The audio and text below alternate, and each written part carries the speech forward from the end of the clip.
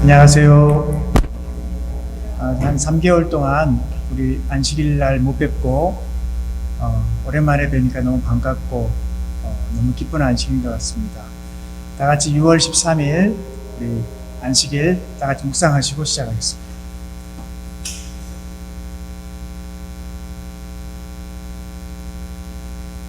우리 찬미는 우리 생략하고요. 우리 임성소 장로님께서 나오셔서 우리 기도해 주시고, 특창을 우리 이창, 우리 이윤 집사님의 큰아들이죠. 이창님께서 주여 지난밤 내 꿈에 듣고 우리 목사님 말씀 바로 듣도록 하겠습니다. 저희들을 사랑하시는 고마우신 아버지 하나님, 오늘 이 시간에도 저희들을 사랑해 주시고 이곳으로 저희들의 발길을 인도해 주셔서 감사합니다. 지난 3개월 동안에 저희들이 원치 않는 코로나 바이러스로 함께 모여서 예배를 드리지 못했지만 주님께서 이 시간까지 저희들을 보호해 주시고, 또한 저희들이 이렇게 함께 모여서 주님의 이름을 찬송할 수 있도록 인도해 주셔서 감사합니다. 오늘 이 시간에 아프고 힘들고 지친 영혼들 기억해 주시고, 그들이 어디 있든지 주님의 은혜 가운데 살게 도와주시고, 또한 이곳에 주님께서 약속하신 성령이 함께 해주셔서 우리가 주님을 만나고 들어가는 귀한 발걸음이 되게 도와주시옵소서. 저희들을 사랑하시는 고마우신 예수님 이름으로 기도합니다. 아멘.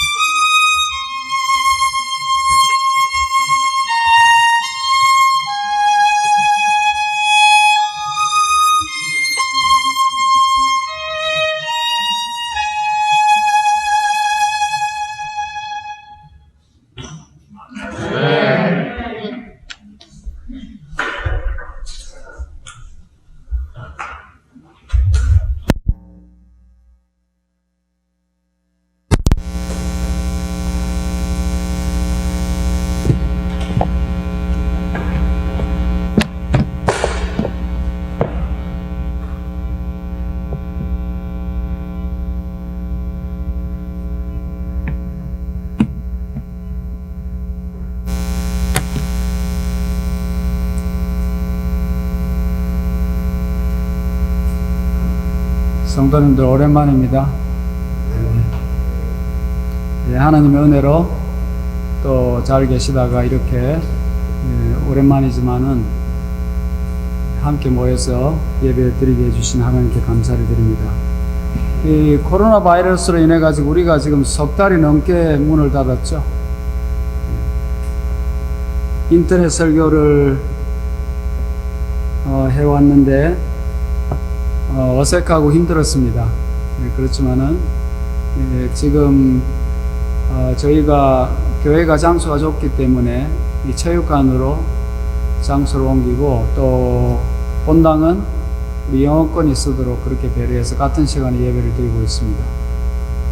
좀 불편하지만은 하나님의 은혜로 또 이렇게 좋은 장소가 있기 때문에 함께 예배 드릴 수 있게 된 것에 대해서 우리 하나님께 감사드리고 또 여러분 모두를 환영합니다. 불편한 점이 있지만은 이 교회에서 보내주신 모든 안전 수칙을 잘 지켜주시고 또 뭐 나는 괜찮다 그러지 마시고 다른 사람이 불편하지 않도록 그렇게 조심해 주시기 바랍니다. 이 바이러스에 전염이 되지 않았을 때 조심해야지 전염이 됐다면 정말 큰일 아닙니까? 우리가 다 할 바 우리의 의무를 다하면서 하나님께 기도할 때 하나님께 소리를 잘 지켜주시길 바랍니다. 하나님의 말씀 마태복음 13장 44절을 공독하겠습니다. 천국은 마치 밭에 감추인 보화와 같으니 사람이 이를 발견한 후 숨겨두고 기뻐하여 돌아가서 자기의 소유를 다 팔아 그 밭을 샀느니라. 오늘은 보화를 내 것으로 하려면 이런 제목으로 말씀을 드리겠습니다. 어떤 사람이 길을 가다가 밭을 갈다가 그 밭에 보화가 감춰져 있는 것을 알게 되었습니다. 정세가 불안할 때, 그럴 때는 이제 집에 뭐 기증품을 놔둘 수가 없었기 때문에 어디다 숨겨야 되는데 몰래 자기 혼자만 알게 숨겨놨다가 그냥 그 사람이 죽어버린다든지 어딜 잡혀간다든지 또 여러 가지 일로 인해 가지고 임자 없는 보화가 되는 수가 있었는데 예수님 당시에도 그 오래된 밭에서 그런 기증품이 종종 발견되는 일이 있었다고 합니다. 여러분, 그래서 예수님이 이제 이 천국을 설명하시면서 모든 계층의 사람들이 다 이해할 수 있도록 여러 가지 예를 들어서 설명하셨는데 그 한 가지가 천국은 마치 밭에 감추인 보화와 같다. 그렇게 말씀하셨죠. 근데 여러분, 어떤 사람이 밭을 갈다가 주인 없는 보화를 발견한 일이 남의 일이 아니고 내가 그런 일을 당했다면 어떻게 될까요? 내가 지금 갑자기 예상치도 않게 보화를 발견했는데 그것을 그 밭을 사면 내 것으로 삼을 수 있다고 한다면 가만 안 있겠죠. 당장 즉시 서둘러서 그 밭을 사기 위해서 노력할 것입니다. 저기 뭐 누가 아무도 모르니까 그냥 좀 놔뒀다가 천천히 사야지 이런 사람 없을 거예요. 모든 수단을 강구해서 최대한 빨리 그 밭을 사서 그 보화를 자기 것으로 가지려고 하겠죠. 근데 예수님이 이 말씀 속에 있는 이 보화를 찾을 때도 우리가 말씀 가운데서 천국을 찾을 때도 이와 같은 현상이 일어난다고 그렇게 말씀하신 것입니다. 이 비유에서 이 밭은 성경을 말합니다. 그 다음에 보화는 뭘 말할까요? 보화는 복음을 말합니다. 성경을 여러분이 보시다가 거기에서 복음을 발견하는 것입니다. 예수님을 발견하고 영생을 발견할 때, 여기에 영생이 있구나. 예수님이 이런 분이시구나. 하는 그 진짜 보화를 발견하는 것을 말합니다. 그러면 여러분, 만일 우리가 성경 말씀을 보다가 이 말씀이 진짜 나에게 영생을 주고 나를 살리는 말씀이다 하는 것을 깨닫게 된다면 어떨까요? 밭을 갈다가 보화를 발견한 사람이 모든 노력을 기울이고 모든 것을 다 희생해서라도 그것을 살라고 하는 것처럼 나도 그 보화를 내 것으로 하기 위해서 내가 발견한 예수님이 내 것으로, 내 소유로 나의 주인이 되기 위해서 노력하는 일이 일어나겠죠. 그런데 실제로 많은 사람들이 성경에서 이렇게 보화를 발견하고도 그것을 실제로 소유한 사람은 그렇게 많지 않았다고 합니다. 만일 그 사람이 진짜 이 세상에서 쓰는 보석을 발견했다면 멈추지 않을 건데, 왜 영생을 주는 보화를 발견했는데 그걸 자기 것으로 삼지 않고 머뭇거렸을까요? 예, 그 큰 이유는 말씀의 가치를 깨닫고 그 말씀에서 감동은 받았지만은 내가 그 말씀을 보고 얻은 그 감동, 이런 말씀이 있구나, 정말 진리의 말씀이네 하는 그 감동을 마치 내가 보화를 얻은 것으로 생각한다는 것이에요. 여러분, 밭을 갈다가 보석을 발견했어요. 기쁘겠어요, 안 기쁘겠어요? 기쁘겠죠. 이거 내가 횡재했구나. 여러분, 그 감동 가지고 그 보석이 자기 것 됐습니까? 아니죠. 그것은 그 밭을 사가지고 완전히 자기 소유로 만들어야 자기가 되듯이, 성경 말씀도 여러분이 우리가 말씀을 볼 때 어떤 진리의 말씀, 정말로 진리의 말씀이구나, 보화가 여기 있구나 알지만은 그 감동과 기쁨만 가지고는 자기 것이 안 된다는 거예요. 그 많은 사람들이 거기서 멈추기 때문에 그것이 자기 것이 되지 않는다는 것이죠. 2000년 전에 예수님이 오셨습니다. 이 땅에 하나님이 사람이 되셔가지고 친히 이 땅에 오셨습니다. 그분은 말씀이시고 또 보화시고 천국이시고 메시아십니다.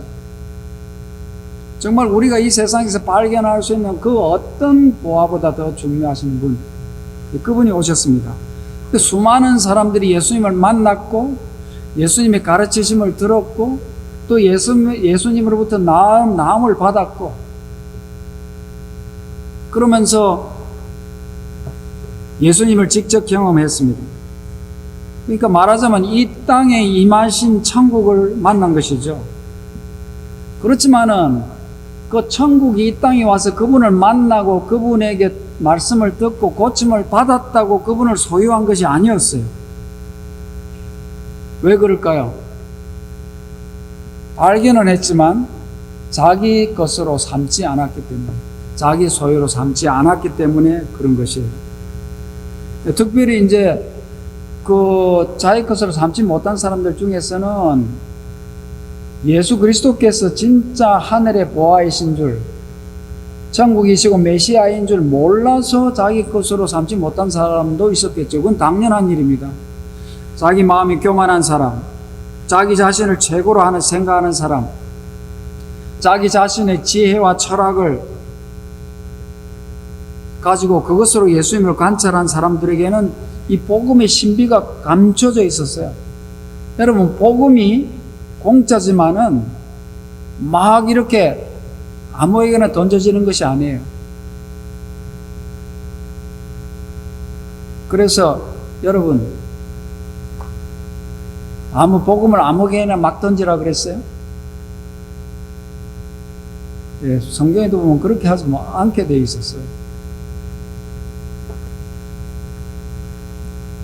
또 예수님이 메시아인 줄 알았음에도 불구하고 그분을 마음에 모시지 못한 사람들도 많았습니다.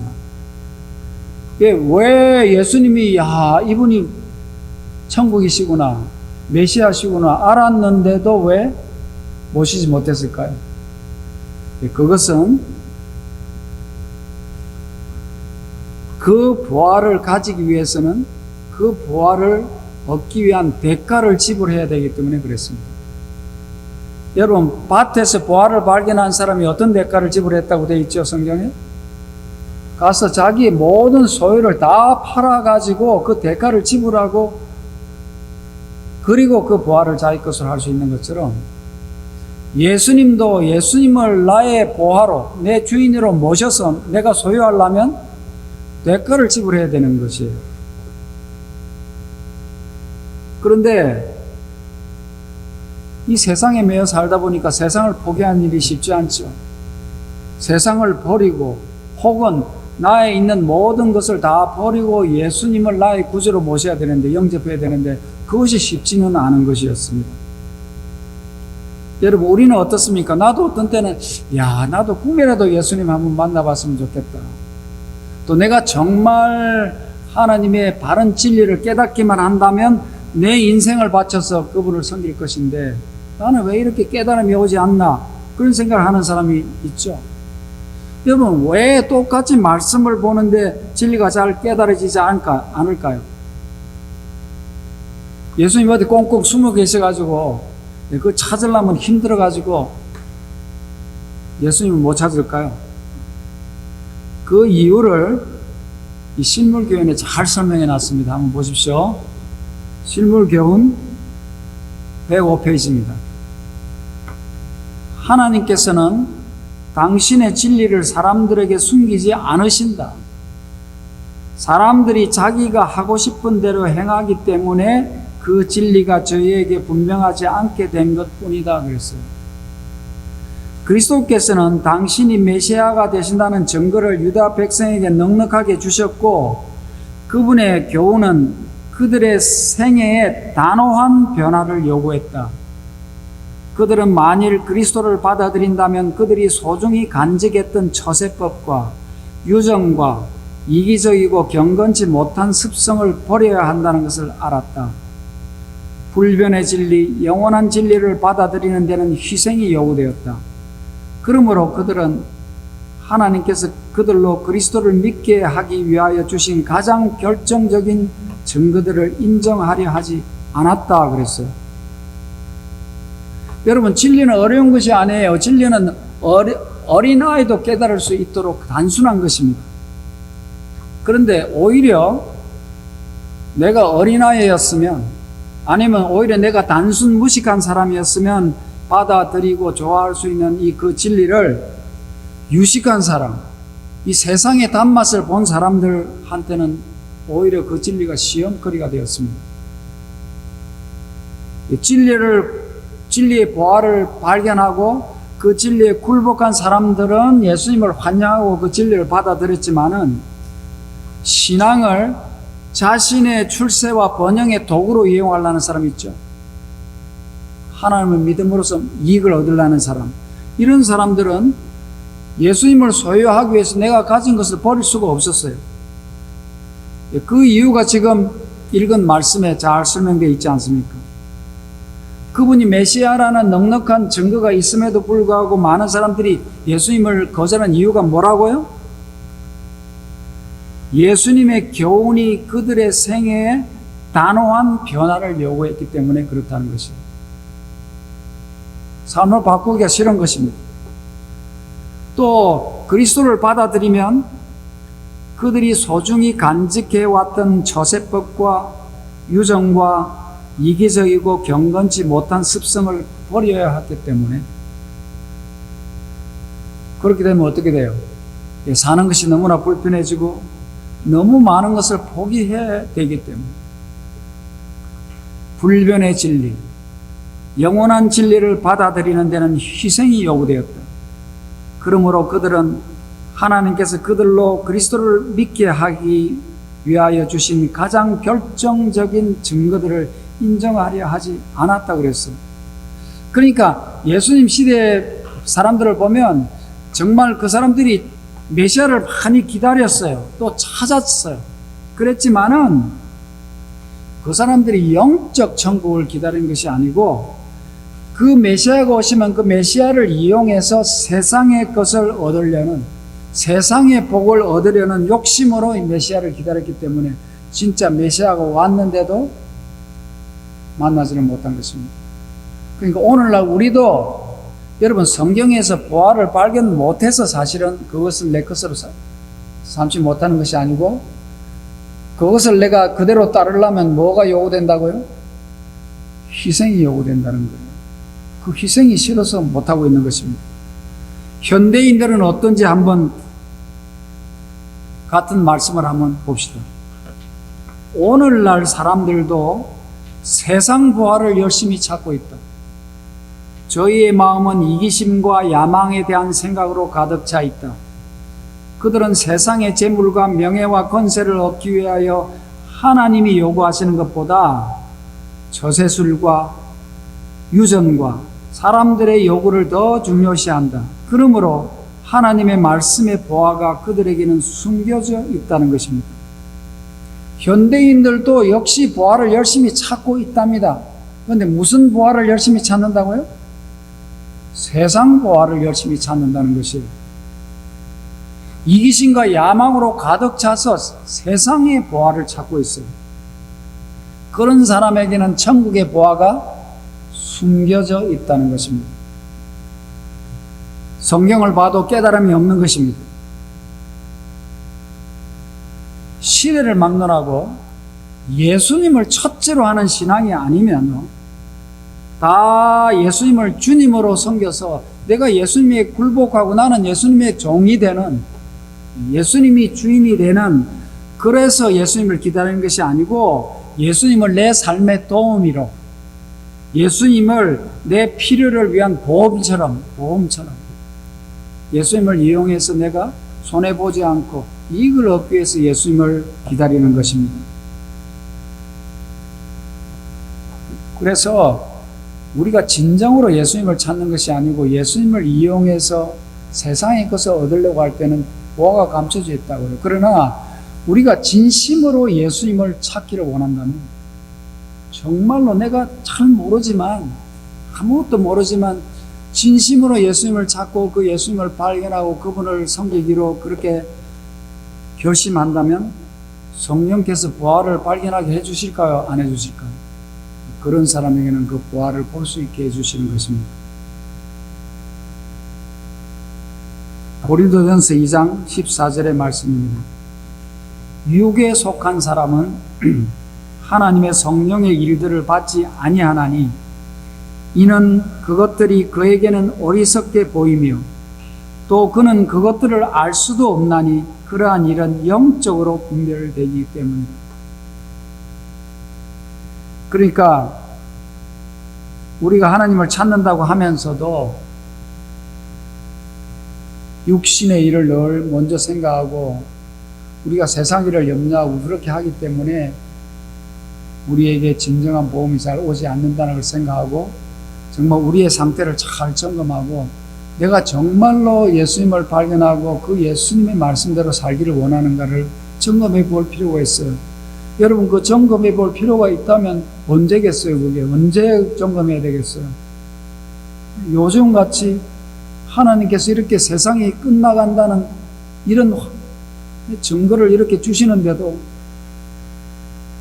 아직도 세상을 첫째로 삼고 있으면 어떻게 우리가 그 보화를 발견하겠습니까?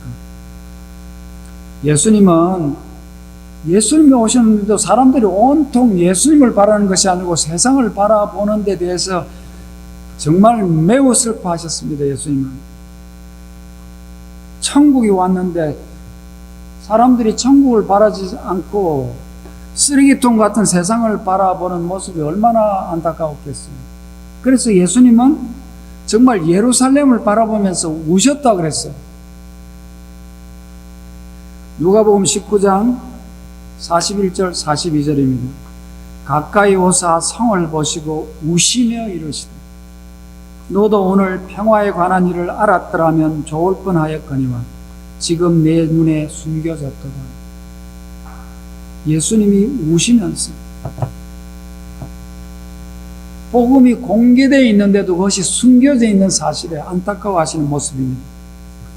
예루살렘아 예루살렘아 선지자들을 죽이고 내게 파송된 자들을 돌로 치는 자여 암탉이 그 새끼를 날개 아래 모음같이 내가 네 자녀를 모으려 한 일이 몇 번이냐 그러나 너희가 원치 아니하였도다.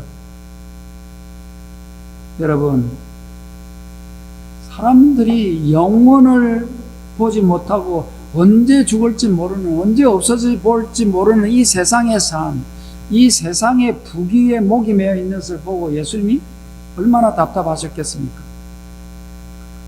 사람이 만일 온 천하를 얻고도 제 목숨을 잃으면 무엇이 유익하리요? 사람이 무엇을 주고 제 목숨을 바꾸겠느냐?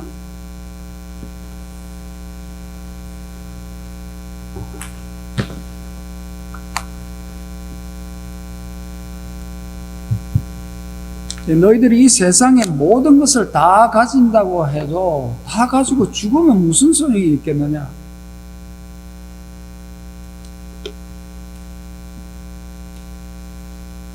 죽어버리면 끝인데 왜 영생을 바라보지 못하고 세상을 바라보느냐? 안타까워하시는 것입니다.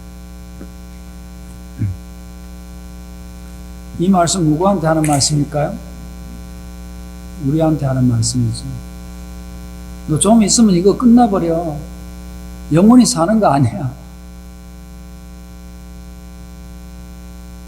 자, 그런데 어떤 사람들은 정말 나는 진심으로 복음을 원하고 진리를 알고 싶고 참 정말로 예수님을 만나고 그래서 이 말씀을 깨닫고 싶은데도 말씀이 잘 깨달아지지 않는 사람도 있습니까? 야, 나는 정말로 정말 진리의 말씀을 깨달고 싶다. 그런데 왜 성령께서 안 깨달게 해주실까? 그렇게 생각하는 분 계실지 모르겠어요. 그 답을 보겠습니다. 왜 그런지. 같은 책 109페이지입니다. 하나님의 말씀은 무진장의 보화이다.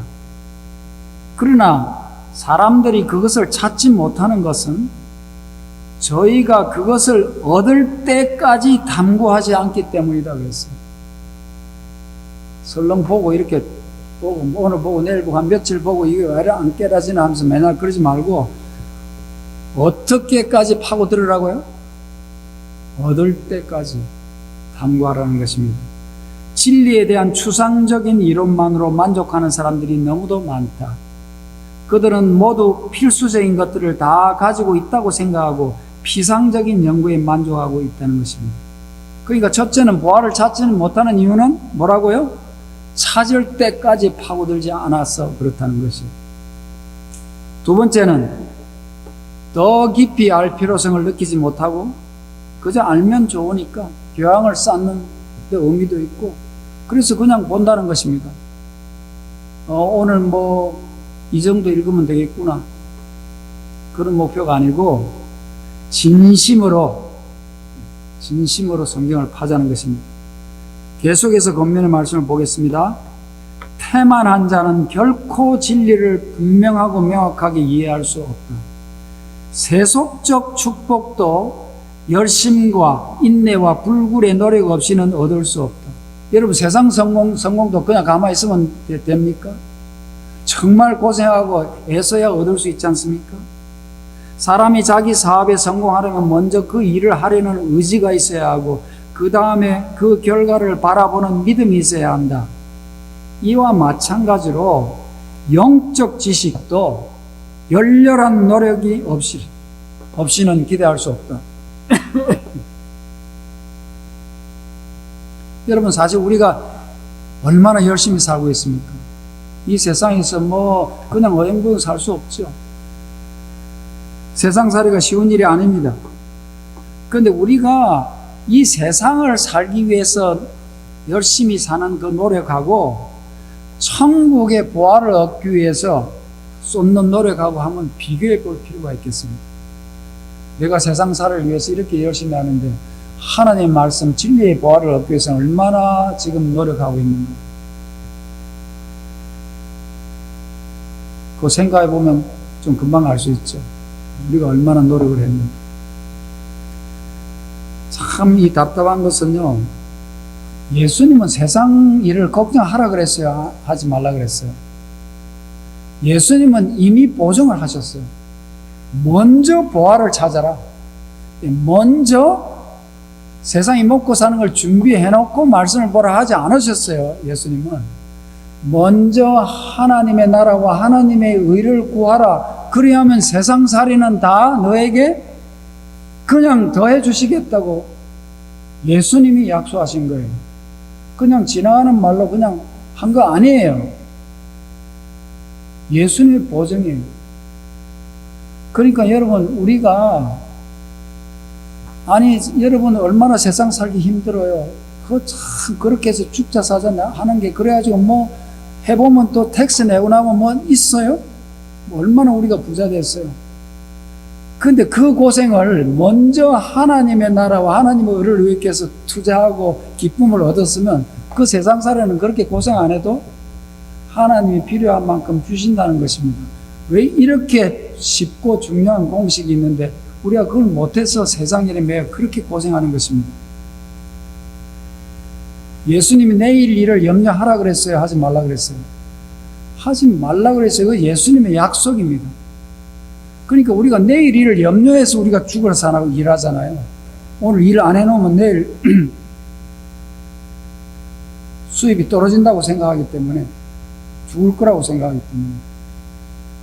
그러니까 히브리서에 보면요, 예수님이 이 땅에 오신 이유를 이 세상살이하고 관련해서 이 얘기하신 말씀이 있어요. 히브리서 2장 14절 15절입니다. 자녀들은 혈육에 함께 속하였음에 그도 또한 한 모양으로 혈육에 함께 속하심은 사망으로 말미암아 사망의 세력을 잡은 자 곧 마귀를 없이 하시며 또 죽기를 무서워함으로 일생에 매여 종로로 다는 모든 자들을 놓아주려 하시니라. 사람들이 죽을까봐, 굶어 죽을까봐 일생에 매여가지고 종노릇을 하고 있다는 것이죠. 세상살이의 종이 된다는 것입니다. 하나님의 종이 돼야 되는데 세상 먹고 사는데 종이 되어 있어서 예수님이 뭐하러 오셨다고요? 그 사람들을 놓아주려고, 세상에 매여 종로로 다녀서 놓아주려고 하시는데 아직도 못 놓고 세상을 먼저 하고 막 죽을다 살아 일하고 그 다음에 성경을 이렇게 와가지고 피곤해 죽겠는데 이렇게 보면 그 이해가 되겠어요? 안 되겠어요? 좀 잘 안 되겠죠. 그래서 우리가 무리하게 어떻게 하는 것이 있다면 사실 하나님 앞에 진심으로 내어놓고 도와주시기를 기도하고 이 무리한 일들은 정리해야 됩니다. 할 만큼 해야죠. 진리의 보화를 찾고자 하는 자들은 마치 광부가 땅속에 감춰진 보화를 찾기 위하여 땅을 파는 것처럼 진리의 말씀을 파야 한다 그랬어요.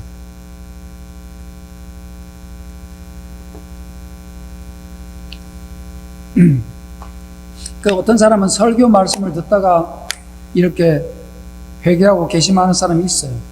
근데 그거는 드문 일입니다. 그것이 아니고 진짜로 하나님의 사람으로 개심하는 일은 자기가 진리의 말씀을 파고 탐구할 때 있어요.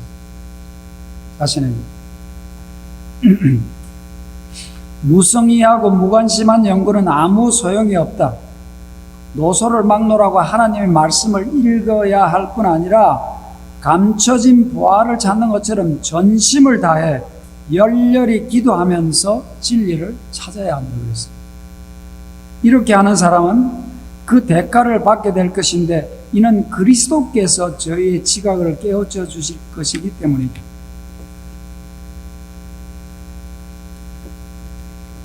여러분, 우리 교회 마라나타 성경 통독반이라는 클럽이 있는데 들어보셨어요?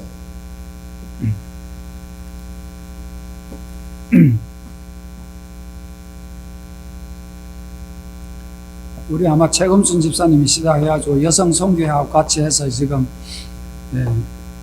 같이 성경을 읽는, 물론 집에서 혼자 읽지만 같은 클럽에 조인해가지고 카톡으로 연결을 해서 읽는 클럽이 있습니다.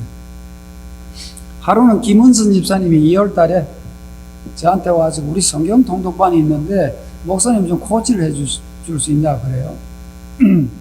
뭐 큰 부담을 주려는 것은 아니고 또 좀 방향도 좀 제시해주고 또 뭐 자료도 2월 중순인가 그때 민수기를 시작할 때였어요. 민수기를 막 시작하는데 들어갔습니다. 처음에는 뭘 할까 몰라가지고 뭐 이것도 올려보고 저것도 올려보고 이렇게 하면서 이제 나오다가 지금은 벌써 여러 달이 됐네요. 2월 달이었으니까 그때가. 지금은 욥기서를 이제 내일이면 욥기서가 끝나요. 그런데 저는 이제 회원들이 이제 우리 최금수 주사님 올려주세요. 그 과제를. 며칠은 뭐 어디부터 어디까지, 그 다음에 그 다음날 어디부터 어디까지 이렇게 올려주면 이제 그 표가 있고, 그 다음에 그걸 가지고 읽는 거예요. 읽으면 이제 보고를 하게 합니다. 대도 오늘 읽었다고. 뭐 큰 걸 쓰라는 게 아니고 읽었다는 보고만 하면 돼요. 그런데 보고하는 게 중요할 거야, 안 중요할까요? 그게 생각보다 중요합니다. 왜냐하면 내가 보고를 하면 그 보고를 해야 되기 때문에라도 읽잖아요. 이것을. 그리고 또 다른 사람도 그걸 보고한 사람이 이렇게 많이 되면 어떨까요? 용기가 되죠. 이 사람도 읽는구나, 이렇게 하면서. 저도 매일 체크해 봅니다. 몇 사람이 읽었나. 김은수 집사님이 저한테 부탁할 때는 회원이 한 10몇 명 됐던 것 같아요. 지금은 40명이 넘었어요.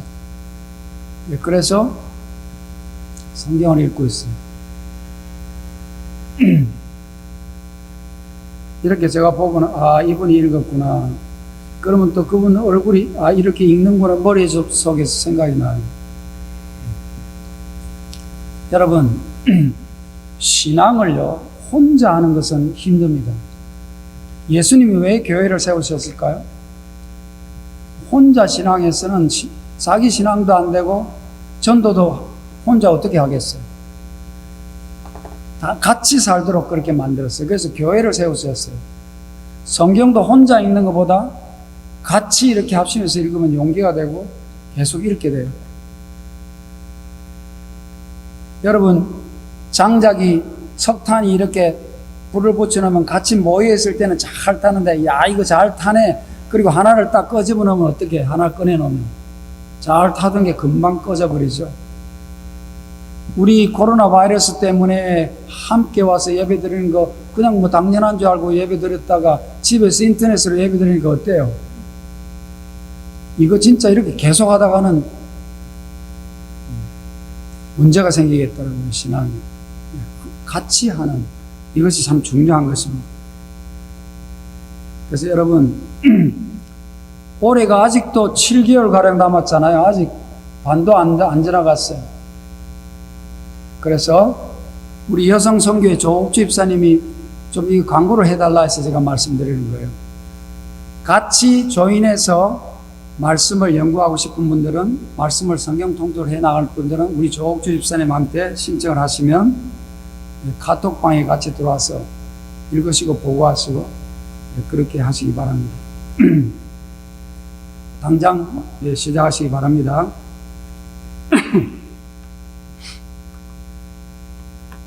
실물교훈 111페이지입니다. 우리의 구원은 성경 안에 있는 진리를 아는 데 달려 있다고 했어요. 여러분, 성경을 읽는 것이 중요하겠습니까? 구원이 여러분이 성경을 읽고 그것을 아는 데 달려 있습니다. 구원을 얻으려고 어디 가서 헤매지 마십시오. 성경을 읽어야 합니다. 우리가 이 진리를 갖는 것이 하나님의 뜻이다. 찾으라. 갈급하는 심령으로 보배로운 성경을 살펴보라. 마치 광부가 금광맥을 찾기 위하여 땅을 파듯이 하나님의 말씀을 탐구하라. 하나님께 대한 그대의 관계와 그대에 대한 하나님의 뜻이 무엇인지 확실히 알 때까지 탐구하는 일을 중단하지 말라 그랬습니다. 여러분, 우리의 구원이 성경 안에 있는 진리를 아는 데 달려있기 때문에 우리는 최선을 다해서 성경을 읽기 위해서 노력해야 하겠습니다. 정말 갈급하는 심령으로 성경을 읽으시는 우리 모든 분들이 되시기 바랍니다. 영생은 곧 유일하신 참 하나님과 그가 보내신 자 예수 그리스도를 아는 것입니다. 아는 것이 이렇게 중요한 것이에요. 그럼 하나님과 예수 그리스도를 어떻게 알겠어요? 신문 보면 알겠습니까? 말씀을 봐야 아는 것입니다. 그 안에 하나님이 계시되어 있으니까, 예수님의 말씀이니까, 예수님의 이야기니까. 너희가 성경에서 영생을 얻는 줄 생각하고 성경을 연구하거니와 이 성경이 곧 내게 대하여 증언한 것입니다. 여러분, 성령님이 오셔서 말씀을 깨닫고 그 안에 계신 예수님을 발견하게 해달라고 기도하시기 바랍니다. 그리고 성경을 읽어야 됩니다. 여러분, 요즘은 또 성령 만능 시대가 돼가지고요, 성령을 구하면 다 될 줄 아는 또 배단이 있어요. 그건 아닙니다, 여러분. 성령이 뭘 통해서 역사하는 줄 아세요? 말씀을 통해서 역사하십니다. 내가 성령을 부르짖고 하루 종일 성령을 구하고 기도하면 성령이 오셔서 나를 구원에 데리고 갈 것 같죠? 여러분, 그러지 않습니다. 그것은 순서가 바뀐 것이에요. 성경은 말씀을 통해서 역사하십니다. 말씀이 먼저예요. 말씀을 펴면서 말씀을 깨닫게 해달라고 할 때 성령께서 그 말씀을 통해 가지고 진리를 깨닫게 하고 나에게 그 말씀의 역사가 일어나게 하시는 거예요. 그래서 말씀보다 성령을 먼저 앞세우면 순서가 잘못된 것이에요. 항상 말씀이 첫째입니다. 그 말씀이, 이 성경에 기록된 말씀이 누가 압축되어 있는 거죠? 예수 그리스도께서. 말씀 하나님 아닙니까? 그 말씀이 육신이 되어 가지고 오신 분은 예수님이고, 그 말씀을 글로 써놓은 건 뭐예요? 그건 성경이에요. 성경을 보고 예수님을 얻는 것이에요. 성령의 역할은 그 예수님을 깨닫게 하셔서 그 예수님의 능력이 내 안에서 일어나도록 하는 것이 성령의 역할이에요. 성령이 따로 어떤 역사를 해가지고 나를 갖다 말씀으로 끌어가는 것이 아니에요.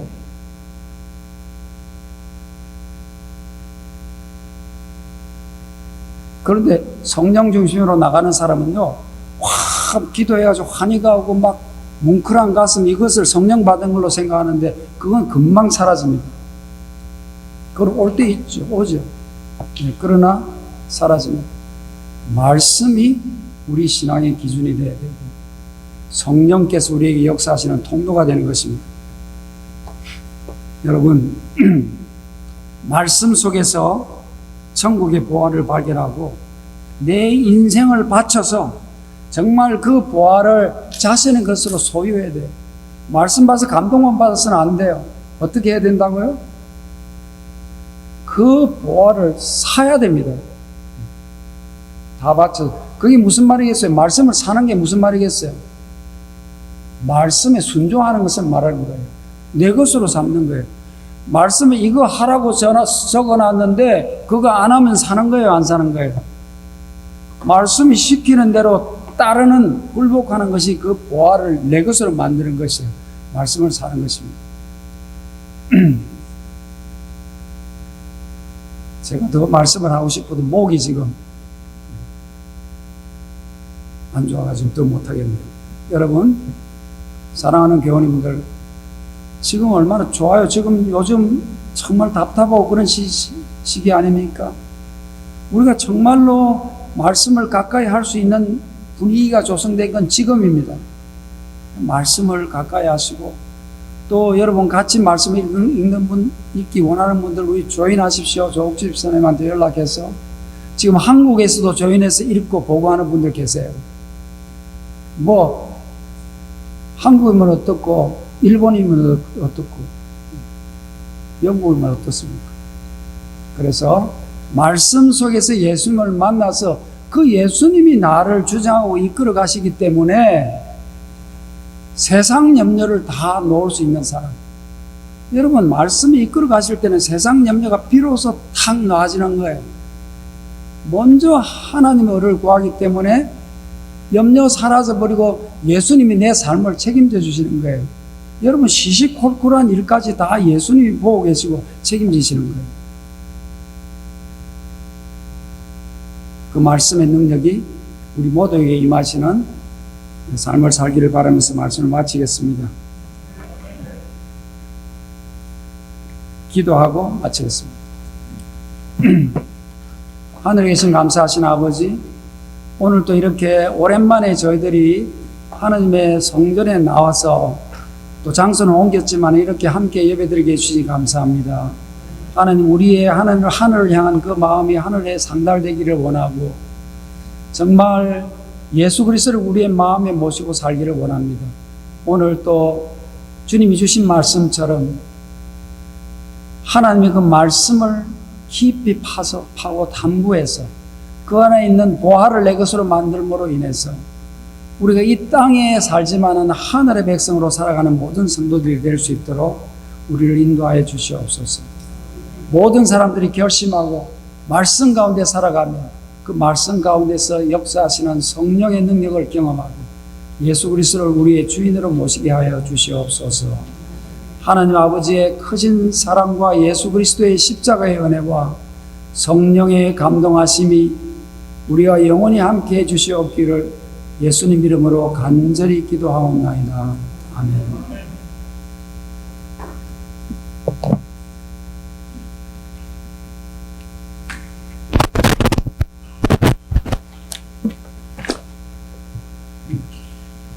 목사님 말씀 주신 감사드립니다. 오늘 주제가 뭐였죠? 오늘 설교 말씀의 제목이 보화를 내 것으로 하려면이라고 하는 제목이었습니다. 우리 담임 목사님께서 저희 교회에 부임하신 지 벌써 한 4개월 정도 좀 된 것 같은데요. 목사님하고 친해지지도 못하고 바로 이렇게 코비드가 이렇게 돼서 우리 전성혁 우리 목사님과 사모님 그리고 아이가 벌써 이제 걸어 다니는 것 같은데 우리 처음에 봤을 때는 안겨 있었잖아요. 지금 걸어 다닙니다. 그러니까 지금 교회에 왔으니까 갈 때 좀 가까이 하면 또 안 되겠는데 우리 담임 목사님을 위해서 또 우리 이기성 목사님 가정을 위해서 기도해 주시면 감사하겠습니다. 몇 가지 광고를 좀 드리겠습니다. 헌금을 하실 때 오셔서 준비를 하지 마시고 나가실 때 헌금 봉투를 가지고 가셔서 집에서 써가지고 오면 좋을 것 같습니다. 왜냐하면 여기 이제 펜이 없으시니까 서로 이렇게 달라고 해서 쓰는 거 그게 좀 염려가 되기 때문에 미리 집에 가지고 가셔서 준비를 해서 가지고 오시면 좋을 것 같습니다. 그리고 이제 코비드-19 때문에 저희 교인 중에 혹시 병원에 입원하셨거나 또 문제가 있거나 하는 분들 혹시 소식 들으신 분이 있나요? 저는 없는데 아마 저희 교회는 없는 것 같습니다. 굉장히 감사할 일이고요. 앞으로도 조심하셔서 안전하게 이 모든 것들이 잘 지나갈 수 있으면 좋겠습니다. 그 일로 인해서 함께 또 기도해 주시기 바라고요. 지금 오늘 또 특창을 해주는 우리 이찬 군, 우리 바이올린 독주를 했는데요. 앞으로 우리가 계속 이게 진정되기 전까지는 찬양대를 우리가 할 수가 없습니다. 그래서 독창이나 독주, 악기를 통해서 찬양을 해야 되기 때문에 전체 합창도 못하고 그래서 혹시 찬양 특창을 하기를 원하시는 분은 저에게 개인적으로 말씀해 주시면 전화나 카톡으로 꼭 알려주시기 바랍니다. 그래서 평소에 하지 못했던 찬양으로 신앙 간증을 좀 하실 수 있도록 하시기 바랍니다. 꼭 노래를 잘하거나 악기를 잘 못 다루셔도 되잖아요. 그 가사를 통해서 감동을 받을 수 있기 때문에 준비를 잘 하셔서 독창이나 독주 하실 분은 저에게 미리 말씀해 주시기 바랍니다. 다음 주는 우리 조옥주 집사님께서 찬미로 특창해 주시겠습니다.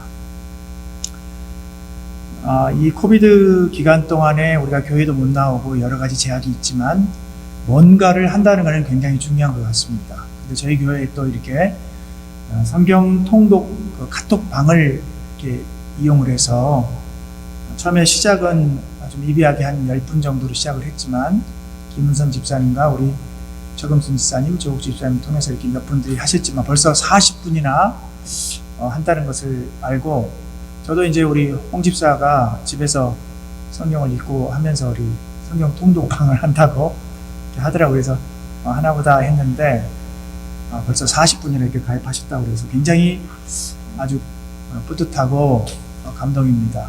저도 가입하고 좀 싶습니다. 여러분들도 함께 하셔서 좀 은혜가 되는 성경 통독방이 되시길 바랍니다. 혹시 또 다른 광고나 하실 말씀 있으신가요? 네, 자, 없으시면 다 같이 묵상하시고 마치겠습니다. 참고로